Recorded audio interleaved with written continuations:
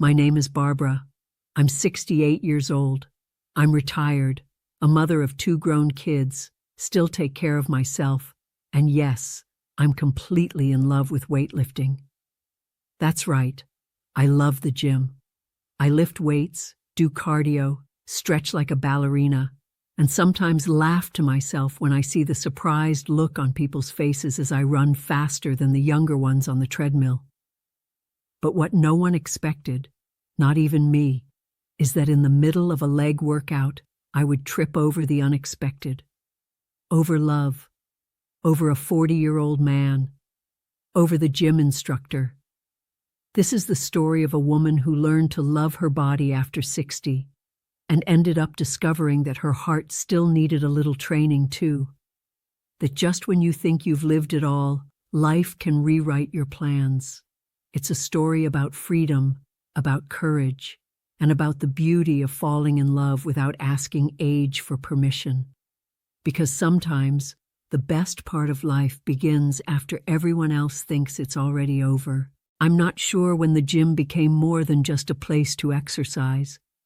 Maybe it was the day I stopped looking at myself in the mirror with suspicion and began seeing myself with tenderness. Or maybe it was when I noticed my heart beating faster, for reasons that had nothing to do with the treadmill timer. My name is Barbara. I'm 68 years old, mother of 2 grown children, peacefully retired, with a knee that complains on rainy days and a thirst for life that has never left me.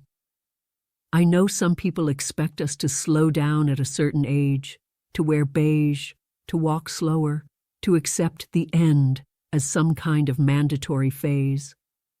But I chose to keep dancing. I started going to the gym because I wanted more energy, not to fit into a dress, not to look younger, but because I wanted to be whole for whatever might still come. And what came surprised me. Eric was the new instructor. He arrived with that confident, kind demeanor, attentive to everyone, including me, and not in the way someone greets an older lady, but as someone who sees a woman. The kind of look I hadn't received in a long time. A look without pity, without awkwardness. A look that was direct, warm, human. At first, I thought it was just in my head, that he was like that with everyone, and he was, to a point. But there was something in the way our eyes lingered longer than necessary, something in the smiles, the pauses, the "Good morning, Ms. Barbara," that came with a hint of something else behind it. I started to notice he always passed by me more than once during the circuit, always corrected some tiny detail of my form, even when there was nothing to fix. And me? I found myself fixing my hair before walking in, putting on gloss, laughing a little louder. It was on a Thursday morning that everything began to shift. I was on the treadmill, focused on a podcast, when he stopped beside me and said, laughing, "You walk with more strength than half the young people in here." I answered, a little shy, "It's because I have more reasons to keep going." He smiled, a different kind of smile, and in that moment, I knew something had begun, even if I wasn't quite ready to admit it yet. The next Saturday, it rained. That kind of soft rain that leaves everything smelling like a fresh start, like the world had been washed overnight. I almost skipped the gym, but something inside me insisted. I put on blue leggings, a light shirt, and my favorite black jacket. It didn't feel like a regular day, and I could feel that in my skin, even without knowing why.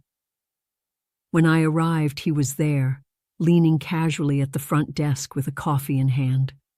When he saw me, he lit up with that wide smile and walked toward me. "You came even in the rain?" he teased. "For me, giving up was never an option," I replied. I trained lighter than ever. Every step felt like dancing on an invisible stage. And Eric was different too, closer, more present. When I finished, he came over and asked if I wanted to grab a coffee. I thought it was just him being nice, but it wasn't. He took me to a little cafe around the corner, one he often went to after training. We sat and talked about music, about travel, about how life surprises us when we least expect it. And not once did he treat me like someone's grandmother. He treated me as someone interesting, alive, beautiful. I found myself laughing in a way I hadn't in years. My eyes were glowing without makeup, and my voice carried that kind of lightness that only comes when you're truly seen. At the end of the coffee, he walked me to my car and said softly, "It was really good being with you, truly." I smiled, unsure of what to do, and simply said, "For me too." But inside, a part of me was waltzing in the middle of the street. That night, I looked at myself in the bedroom mirror with more calm than usual, and instead of searching for wrinkles, I saw the full woman I still was. The curves, the lines, the bright eyes, and I realized time hadn't taken anything from me. It had only made clearer who I am. And maybe it was time to let someone else discover that too. After that coffee, something changed. I knew there was something between us, but along with the excitement came fear. The age difference started weighing on my mind. What does he want with me? Is this just kindness? Am I fooling myself? I started avoiding the gym for a few days. I made excuses, a sore knee, feeling tired, the weather. But the truth was, I was running from something I wanted and feared at the same time. It wasn't him that scared me. It was me. It was the idea of opening a door I had locked a long time ago. Becoming a widow was like losing the ground I thought was solid. It took years to rebuild myself. Then came the divorce, another loss. After that, solitude became a comfortable place. I was happy with my routines, my friends, my books, my travels. I didn't need anyone. That's what I kept telling myself. But was it true? Or had I simply gotten used to not expecting anything anymore? Eric wasn't a boy, he was a man. But still, younger, much younger. And I, despite being confident, active, full of life, knew the world didn't exactly cheer for stories like this. I told my best friend, Lucia. She laughed out loud. "Barbara, are you really going to run away from love just because it showed up with a six-pack and 40 years? I burst out laughing. She always knew how to shake me. But the fear was still there. Fear of being exposed, of being judged, of getting hurt, of hoping where there was nothing. I knew there was only one way to find out, but I didn't know if I was ready. Until on a sunny Tuesday, he sent me a message. "It's not the same around here without you. Can I call you?" I stared at the phone for long minutes, took a deep breath, and answered, "You can." When his voice came through the phone, it felt like time slowed down. "Hi, Barbara. Is everything okay?" His voice was calm, with a tenderness that crossed the line and went straight to my chest. I could have made up any excuse, said I'd been busy, that I was dealing with things. But in that moment, something in me got tired of protecting itself. Sorry I disappeared. I was scared of getting my hopes up, of looking ridiculous, of fooling myself. On the other end, silence for a few seconds. Then, with a gentle firmness, he said, "You've never seemed more incredible than right now. I just want to get to know you. No pressure. I just want to learn more about the woman who walks on the treadmill every day like she's dancing." I laughed, and that laugh brought back the lightness I'd lost in the past few days. We talked for almost an hour, about silly things, about serious things, about family, about food, about how hard it is to grow older with dignity in a world that wants us to disappear after 50. And Eric. He listened, truly listened, without trying to fix me, without interrupting, without being afraid of my age. He seemed to admire the path I'd walked to get here, and he didn't want to pull me back, just walk beside me. When we said goodbye, he asked, "Can I take you to dinner sometime?" And without hesitation, I answered, "Yes, you can." I hung up with my heart beating in a way it hadn't in a long time. I didn't know what this was. A romance? A beautiful friendship? A passing confusion? But I knew it wasn't empty. And if I said no out of fear, I'd be betraying everything I'd fought to become. I'd denied myself too much already for years. I'd let too many desires fall asleep in silence. Not anymore. This time, I chose to listen to the full woman who still lives inside me, and she wanted to say yes. The next day, I returned to the gym like someone stepping back onto a stage, not to show off to anyone, but to find the courage to be seen again. Eric greeted me with a smile I memorized on the inside, and when he adjusted my posture during the workout, his hand touched my shoulder, just for a second, but enough for the world to pause and start over. We set the dinner for a Friday night. I chose a small, cozy restaurant with low lights and soft music in the background. I put on a red dress made of a light fabric that I'd always saved for a special occasion, even though I never knew if it would come. I did my makeup slowly, sprayed perfume on my neck, and looked in the mirror with new eyes. I didn't search for flaws. I just took a deep breath and thanked myself for being alive, whole, and present. When he arrived, wearing a blue shirt and that smile that completely undid me, I felt like I was 30 again, but with the confidence that only 68 can give. We talked for hours, ate slowly, laughed a lot. We shared what we loved and what we feared. He told me about an ex-girlfriend who wanted everything right away, about how he learned to value silence and presence. I talked about my grandkids, my childhood, the books I love, and not once did I feel out of place or too old. On the contrary, I felt celebrated, desired, and for the first time in a long time, I didn't compare myself to anyone, because there, at that table, there was no sense of lack, only what was. When it was time to leave, he walked me to my car. We stood in silence for a few seconds. Then calmly, he held my hand. "I know this might seem confusing, but I really like you, Barbara. I mean it." I smiled. "I like you too, Eric. More than I ever thought I would." He stepped closer, slowly, and kissed me. A gentle kiss, respectful, full of care, but also full of truth. That kiss wasn't trying to prove anything to the world. It just said what mattered. We're alive, and we can still love. The next morning, I told my friend Lucia. She screamed on the phone like a teenager. "You had dinner with the gym instructor? And there was a kiss? Oh my God, tell me everything." We laughed a lot, but deep down I already knew not everyone would react like her. When I casually mentioned it to my daughter, I saw the discomfort in her eyes. "Mom, you're almost 70, and he's 40. Are you sure this is good for you?" I understood her concern, but it still hurt, because deep down she was saying what the world always says, that love is supposed to retire when we do. I didn't answer right away.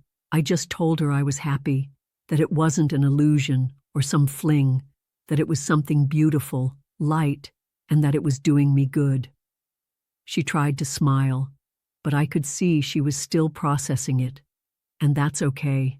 I needed time too. Learning to love again is a process, especially when love comes from where we least expect. But in that moment, I understood. I didn't need anyone's approval. I just needed to be honest with myself. The next day, I went back to the gym with a new kind of calm. I no longer hid my smile, or our glances. Eric was more relaxed too. He greeted me with a kiss on the cheek that lasted a second longer. Other people noticed, and the whispers began. A woman who trained with me said, "He's so polite, isn't he? Always been kind to everyone." The judgment was in the subtext, but I just smiled. Because when you truly know yourself, what others think weighs a lot less. That night, lying in bed, I kept thinking about the kiss, about the way he looked at me, the respect in every gesture. I didn't know what would come next, but I knew that, for the first time in years, I felt whole, and that was more than enough to keep going. That week, something began to shift inside me. It was as if every gesture, every glance, every outfit I chose carried a different kind of intention. I was more attuned to the world and to myself. I started seeing myself with new eyes, not like someone trying to hide wrinkles, but as someone who was beginning to honor the entire journey her body had walked. In the mirror, I saw a woman with real curves, real lines, and a light that hadn't shone like that in a long time. It wasn't vanity, it was presence, it was acceptance, it was self-love returning with strength. At the gym, the looks came, some full of admiration, others full of judgment, but none of them stopped me anymore. I had spent a lifetime trying to fit into other people's expectations. Now I was finally stepping out of them. And Eric. Eric remained that steady, gentle presence. He didn't pressure me, didn't rush me. He was just there. Sometimes he sent a good morning text. Other times he'd show up with an iced coffee at the front desk. And between sets, we'd share glances that said far more than words ever could. One Wednesday afternoon, he waited for me outside my dance class. "You seem lighter," he said. "It's because I'm dancing on the inside too," I replied, laughing. And it was true. A silent dance had begun between us, a choreography made of glances, touches, and permission. And each step brought me closer to myself. That version of me who had been asleep for years was finally waking up with full force, and she wanted to live everything. That night, while organizing old photos, I found one of me at 30. I was at the beach, in a swimsuit, hair loose, smiling wide. For a second, I missed that version of myself, but I quickly realized she was still here, just with more stories, more scars, more courage. And now, with someone who looked at me like I was still the center of summer. The intimacy between us grew naturally. There was no rush, but there was desire. A beautiful, mature, respectful desire that started with a gentle touch, the way he looked at me, the way he waited for me to finish a sentence before speaking. It was all new, but also familiar, because deep down, every body knows when it's being cherished, and my body hadn't been treated this well in a long time. We planned a late afternoon picnic at the park, something simple: fruit, juice, soft music playing from his phone, and a blanket spread beneath the trees. He looked at me with a kind of gentleness that moved me. "You teach me so much without saying a word," he said. "You show me what lightness is." I smiled, not quite sure how to answer, but his words stayed with me. Because for years I saw myself as someone simply surviving, and suddenly I was a source of lightness for someone.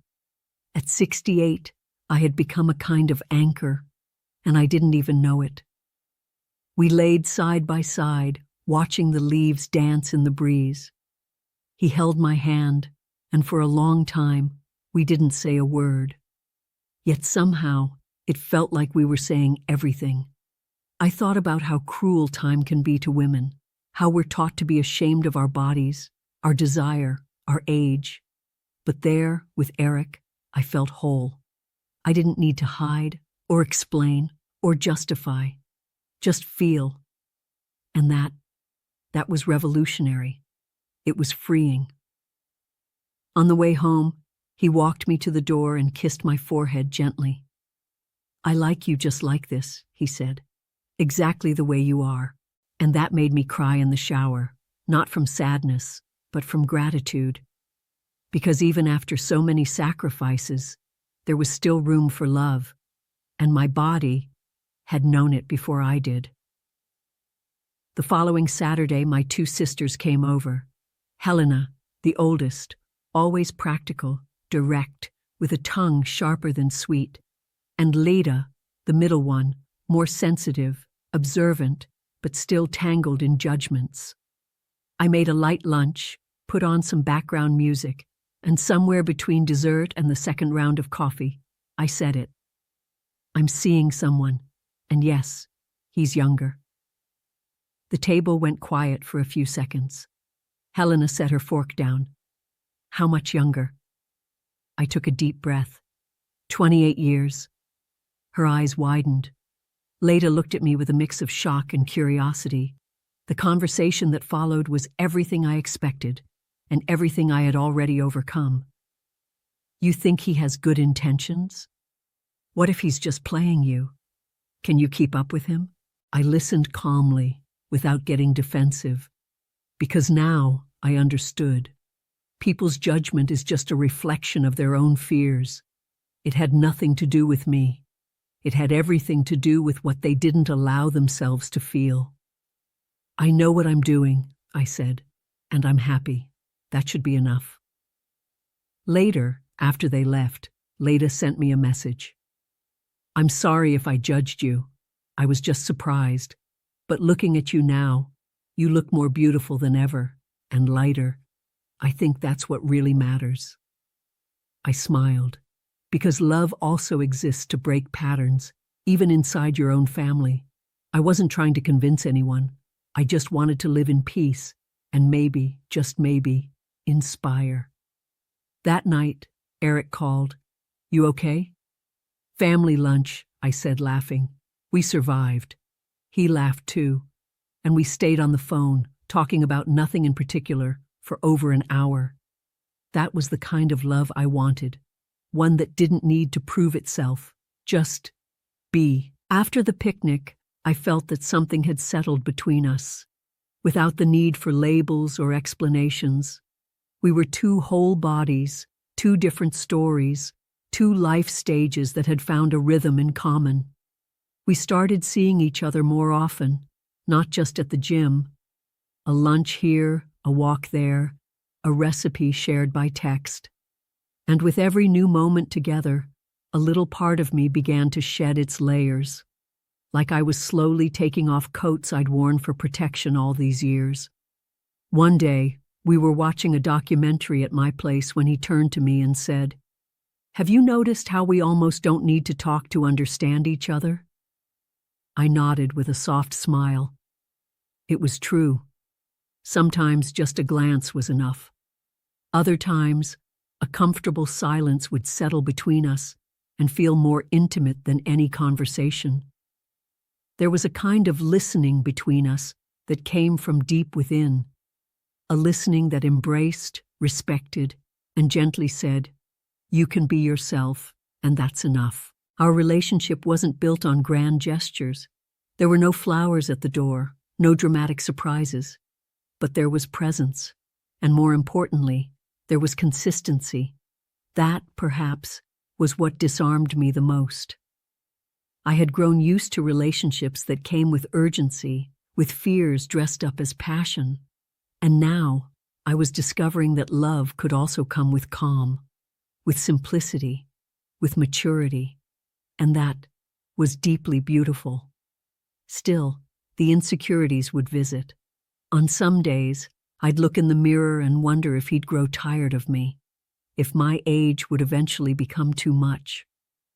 What if he wants kids? What if he starts missing someone with smoother skin or long-term plans? It was hard to silence those voices, but even harder not to let myself feel what I was living, just because of what might or might not happen. Eric noticed my silences and never pushed. He simply said, Whenever you want to talk, I'm here. That freedom to be heard on my own time was a rare gift, and it gave me space to process, to reflect, to understand that I, too, had the right to lightness, that I didn't have to justify myself for being an older woman falling in love. I just had to live it. That week, I went back to dancing, a samba class with other women my age. When the music began, I closed my eyes and let my body lead. And in that moment, I knew I was returning to myself. Not because of him, but because, with him, I finally had room to bloom again. We were walking together one Sunday afternoon when he asked, "Have you ever thought about traveling with me?" That simple question caught me off guard. My first instinct was to laugh. Travel? You and me? But he was serious. Yes, somewhere quiet, just to step out of the world for a while. For a moment, I felt like a girl again. 17, maybe. Being invited to run away from the routine by someone who made my heart race. But then the usual thoughts came rushing in. What will people say? Is it too soon? Is it the right thing? We sat on a wooden bench under a blooming tree. The ground was covered in petals and dry leaves. And he said, "You spend so much time worrying about what others think, but what do you want?" I stayed quiet, because the answer was simple and terrifying. I wanted to go. I wanted to see the ocean with him, sleep next to him, wake up with him, share silence and coffee. But I wanted to do it without guilt, without that heavy backpack of doubt. I went home with that question echoing in my mind. What do you want? It became my silent prayer for days. And then I realized it wasn't just about the trip. It was about life. How many things had I stopped myself from living because of what others might say? How many desires had I swallowed to seem sensible? How many dreams had I abandoned because I thought I was past the deadline? And now, when life was handing me a new chance, was I really going to hesitate? I called him the next day. If the offer still stands, I want to go. He smiled on the other end. I could feel it. Of course it does. It's going to be great, Barbara. You'll see. And in that moment, I felt like I was planting a seed in the soil of my new life. A life with lighter choices, and ones that were finally mine. We began planning a short trip to the coast, a small cottage surrounded by green near the sea. Nothing fancy, but full of promise. I packed my suitcase slowly, folding each piece of clothing like I was folding hopes. I chose a white cotton dress I'd never worn, tucked a book of poems into my bag, and a pair of earrings my mother gave me when I turned 50. I wanted to take with me who I was and everything I had been.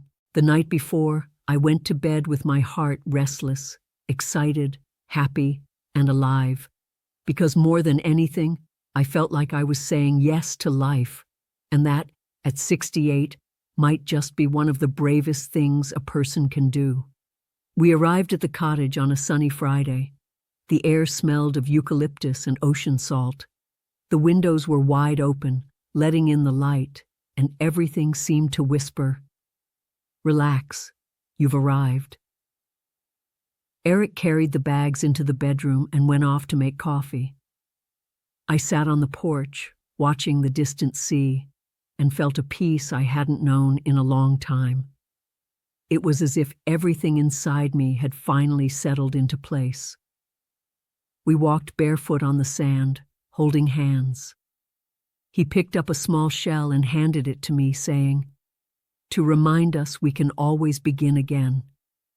And I, who had always been the strong one, felt like crying. Not from sadness, but from relief. Because in that moment, I knew. This love wasn't here to take the place of what had come before. It was here to build something new, right now. And I was ready for that. That night, we cooked together.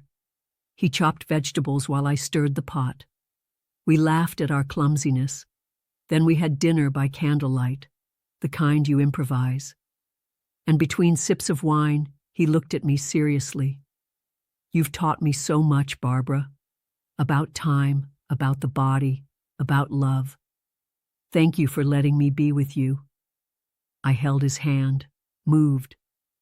"I'm the one who should thank you, for reminding me that I'm still capable of loving and of being loved." We slept curled up together, and in the middle of the night, I woke up to the sound of the sea. I stepped out onto the porch alone and stood there, facing the ocean. The breeze touched my face like an old caress. And right then, standing before that endless water, I understood. Life didn't end at 60, like so many had said. It was only just beginning. And now, it had a kind of beauty I never would have known before. The next day, we walked slowly along the beach, and at one point, he scooped me up in his arms, like in a silly romantic movie.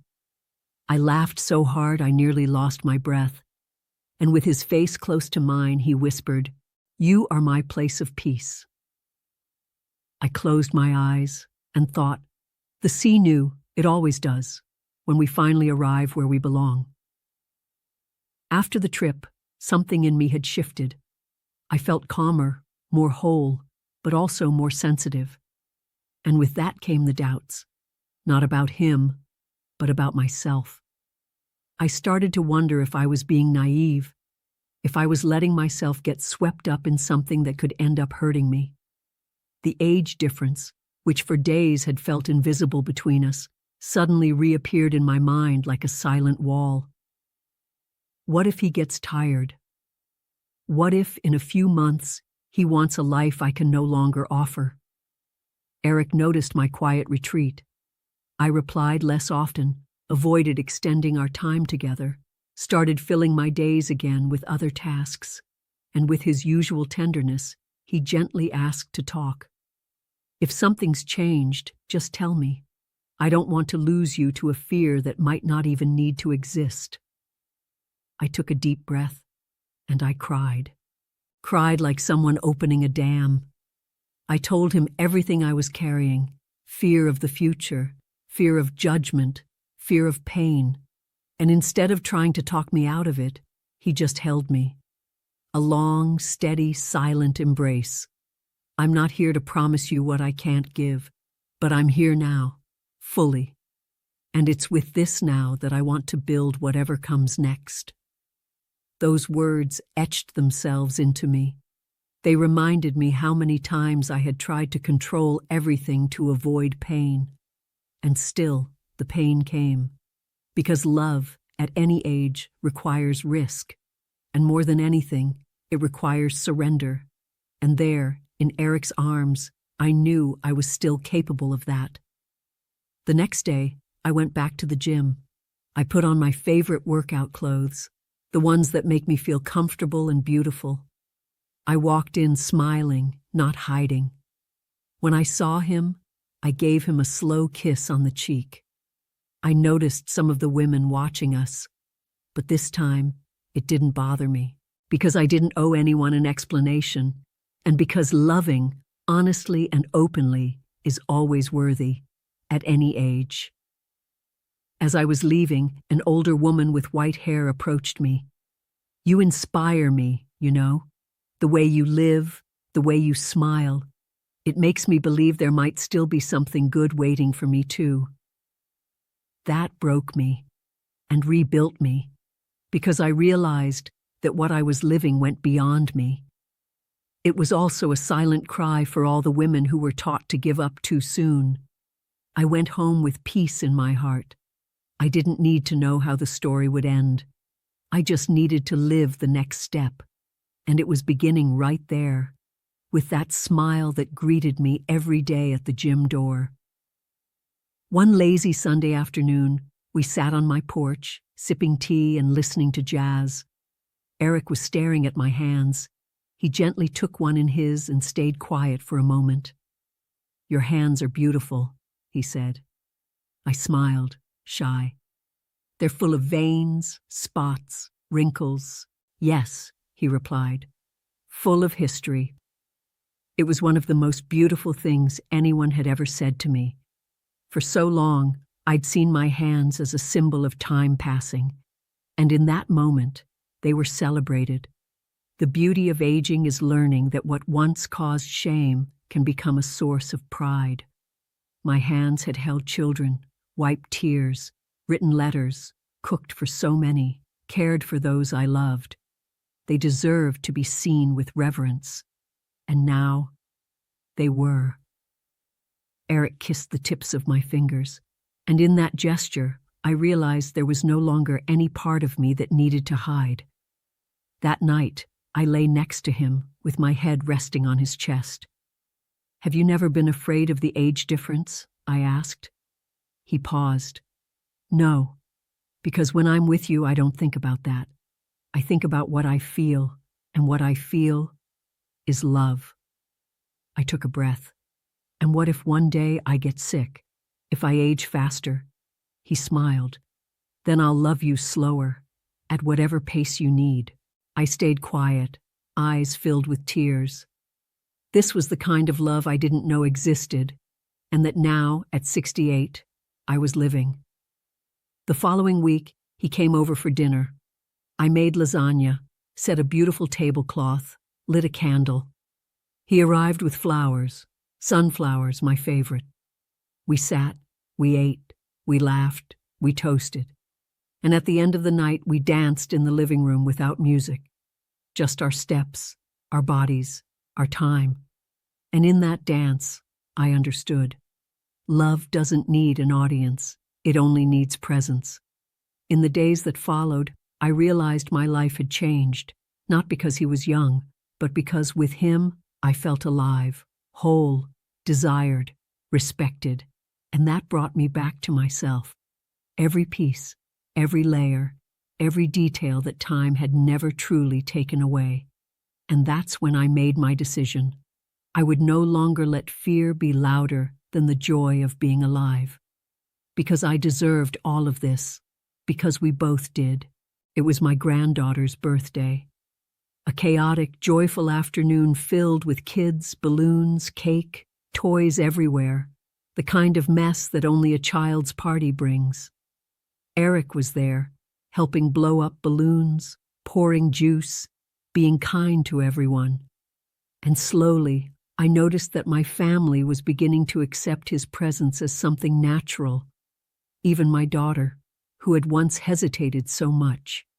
She watched me, and I saw something new in her eyes, a different way of looking at us.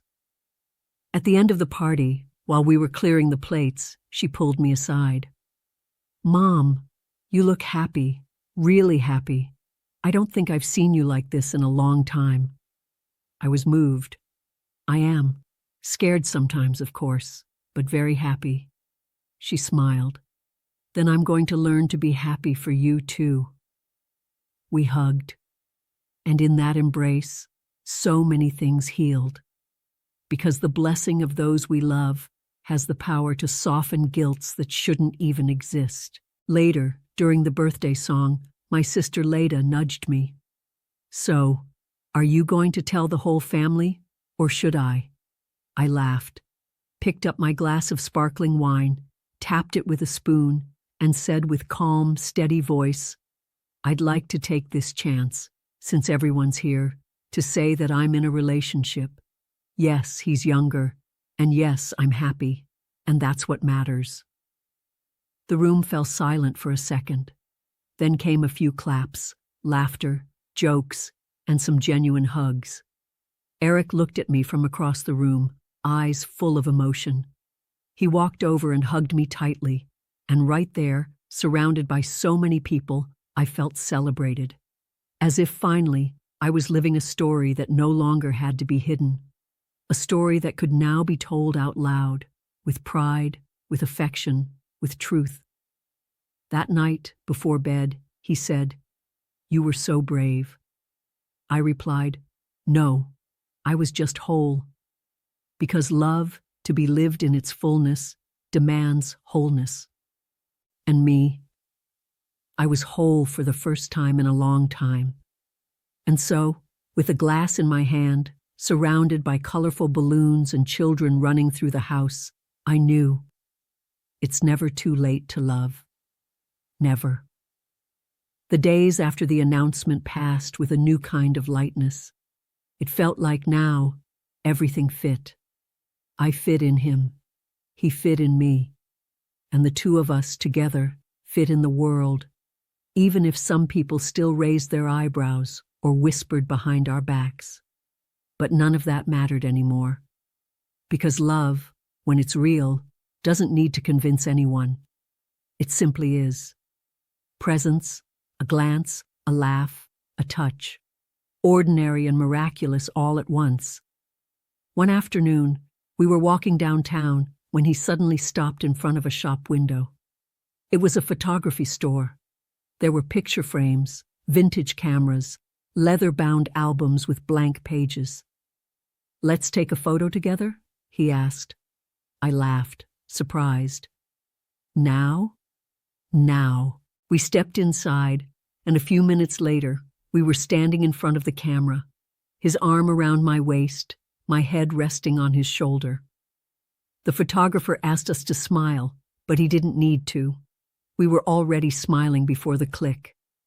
I picked up the photo a few days later, black and white, my expression lines fully visible, his eyes still shining in that way that always moved me. It was a simple photo, unfiltered, but it held everything: time, courage, choice. I placed it in a frame and set it on the living room shelf, and every time I look at it, I think, if anyone ever asks what it means to begin again, it's this. It's having the boldness to love when no one expects it anymore, not even ourselves. Mornings still come with coffee, with walks, with laughter. He still waits for me at the gym door. Sometimes he corrects my posture during a workout, but now with a kiss on the forehead afterward. At night, we watch old movies, debate poetry, listen to music together. Sometimes we dance without music, just for the joy of feeling our bodies close. Other times, we simply lie in silence, and it's enough. Because there is peace, there is presence, there is love. My grandchildren hug me tighter. My daughter calls more often. My sisters look at me with curiosity, and maybe a little admiration. But the most beautiful part of it all is what changed inside me. I no longer feel like I'm standing at the edge of life. I feel like I'm exactly where I'm supposed to be, at the center of my own story, with every wrinkle, certainty, scar, and beauty that age has given me. I know time will keep passing. I know the future is uncertain, but now, when I look ahead, I no longer see a path of losses. I see possibility, because love, it still pulses. And as long as there's a pulse, there is life.